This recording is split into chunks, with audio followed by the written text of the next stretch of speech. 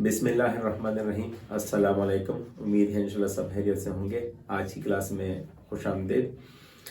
पिछली जो हमारी उर्दू की क्लास गुजरी थी उसमें मैंने आपको लाम के बारे में बताया था।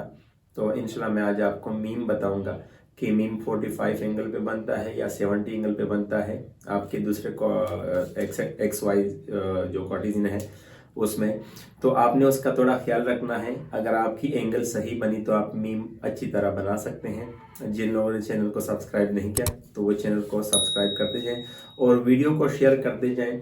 साथ में अगर कोई आपको प्रॉब्लम आप फेस करते हैं तो आप मुझे कमेंट्स में, आप मुझे व्हाट्सएप पे मैसेज भी कर सकते हैं कि अगर कोई मसला है तो मैं इंशाल्लाह आपको हल करके दूंगा।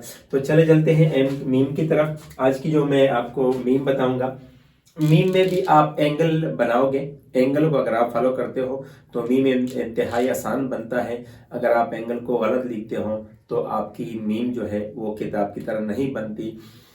मीम में कौन सा एंगल इस्तेमाल होता है?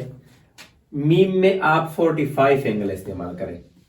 ये आपके पास जो चार कॉर्डिनेशन है, इसमें आपने इसको छोड़ के ये वाला यानी 90 प्लस 45 जो आपकी एंगल बनती है, यहाँ पे आपने मीम को बनाना है। तो तब आपकी अच्छी मीम बनेगी। अगर आप इसको थोड़ा ऊपर या नीचे करते हैं, एंगल को चेंज करते हैं, तो आपकी मीम अच्छी नहीं बनती। बच्चे क्या गलती करते हैं वो भी मैं आपको बताऊंगा।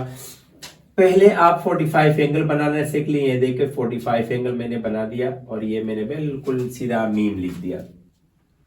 अगर आप दोबारा देखो जरा इसको, ये मैंने 45 एंगल बना दिया और ये देखो ये मीम बन गया।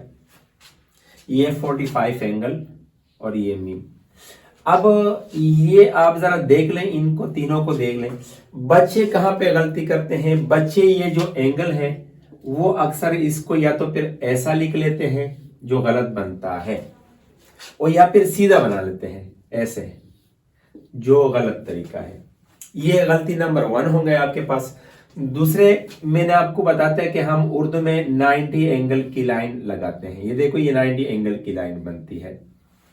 बच्चे इसको गलत लिख लेते हैं। अगर ये वाला पोर्शन सही लिख लेते हैं तो फिर ये लोग बेचारे बच्चे जो है ना वो फिर इस तरह करते हैं, वो सीधा नहीं लिख सकते। ये गलती नंबर 1 इसमें आ गई। ये दो गलतियां मीम के हेड में है और ये इसके जो लाइन है ये यहाँ पे बनती है। बाज बच्चे इसको ऐसे अच्छा लिखते हैं लेकिन फिर थोड़ा सा इधर आ जाते हैं। अच्छा तो ये लिखा है, अच्छा ये लिखा है, लेकिन इस लाइन में फिर आपकी गलती आ गई।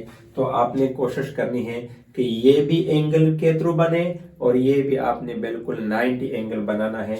दोबारा जरा देख लें मीम को। ये देखो 90 एंगल 45 एंगल और फिर ये सीधा आप आएंगे। तो ये बिल्कुल कोशिश करें कि सीधा हो जाए। यहाँ पे अगर आपके पास 4 लाइन की नोटबुक है जो आपके पास हर लिहाज से होनी चाहिए, आप जहां पे भी कुछ लोग मुझसे सवाल करते हैं कि आप उर्दू की नोटबुक इस्तेमाल क्यों नहीं करते हैं। तो उर्दू में बच्चे को पता नहीं चलता कि मैंने कहाँ पे जाना है, कहाँ पे रुकना है। यहाँ पे मैं आपको बताता रहता हूँ कि ये कितना होना चाहिए, ये लाइन कितनी होनी चाहिए, ये लाइन कितनी होनी चाहिए, ये लाइन कितनी होनी चाहिए।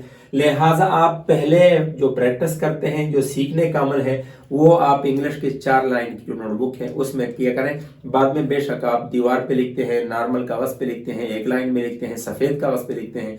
अगर आपकी प्रैक्टिस इंशाल्लाह हो जाएगी तो आपको कोई मसला नहीं होगा। जरा देख लें इनको। ये आपने एंगल बना दिया और साथ में देखो बिल्कुल सीधा आपने लाइन खींचना है। ये देखिए दोबारा, ये आपने 45 90 प्लस एंगल यानी 135 एंगल बनता है और फिर ये देखो ये आपने इसको बिल्कुल सीधा लाने की कोशिश करें। दोबारा जरा देखें, दोबारा जरा देखें। अगर आप इस पे ट्राई करेंगे, इसी मतलब एंगल को फॉलो करोगे तो इंशाल्लाह आपकी मीम खूबसूरत बन जाती है। दूसरी चीज ये है कि किताब वाली जो मीम होती है असल में वो कट पेन से लिखी जाती है, तो वो कुछ इस तरह बनती है, इस तरह। ये देखो वो इस तरह बनती है, लेकिन चूंकि हमारे पास तो कट पेन नहीं है, मैं सिर्फ आपको देखो मैंने आपको ये एंगल बताया है कि आप अगर इस एंगल को फॉलो करोगे तो आपकी इंशाल्लाह मीम अच्छी बनेगी। जज़ाकल्लाह, थैंक यू।